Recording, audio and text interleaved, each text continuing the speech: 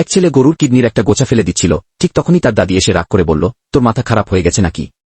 আমি তো এটা আজ রাতের খাবারের জন্য রান্না করব ভাবছিলাম। কি ছেলেটা বলল, দাদি, এই কিডনিগুলো খুব বাজে গন্ধ করছে। কেউ কি এসব খায়? দাদি বলল, তুই কি জানিস এর দাম কত? বাজে কথা বলিস না, চল এখান থেকে। কি এরপর তিনি সব কিডনি কুড়িয়ে নিয়ে বাড়ি চলে গেলেন। বাড়ি গিয়ে তিনি আনন্দের সাথে তার নাতনিকে দেখালেন। নাতনি বলল, ওয়াও দাদি, তুমি অসাধারণ। আজ রাতে আমি গরুর কিডনি খাব। দাদি বললেন, হ্যাঁ সোনা, আমি এখনই রান্না শুরু করি। কি তিনি কিডনিগুলো ভালো করে ধুয়ে ফেললেন, টুকরো টুকরো করে কাটলেন আর অপ্রয়োজনীয় অংশ ফেলে দিলেন। তারপর তিনি সবজি কাটতে লাগলেন। এরপর তিনি কিডনির জন্য একটি ম্যারিনেট পেস্ট তৈরি করলেন, তাতে সবজি ও অতিরিক্ত মশলা মিশিয়ে ভালোভাবে মেখে নিলেন।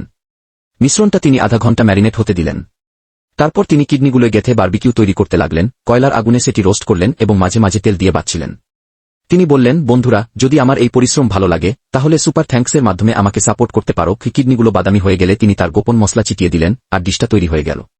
তিনি কিডনিগুলো প্লেটে সাজিয়ে তার নাতনিকে দিলেন এবং বললেন, সোনা, খেতে শুরু করো। আমি এই ফাঁকে আমার দর্শকদের কিছু বলি। কি তিনি যোগ করলেন, বন্ধুরা, তোমরাও আমাদের মেম্বারশিপ প্রোগ্রামে যুক্ত হতে পারো, যেখানে এক্সক্লুসিভ কন্টেন্ট ও অনেক সুবিধা পাবে।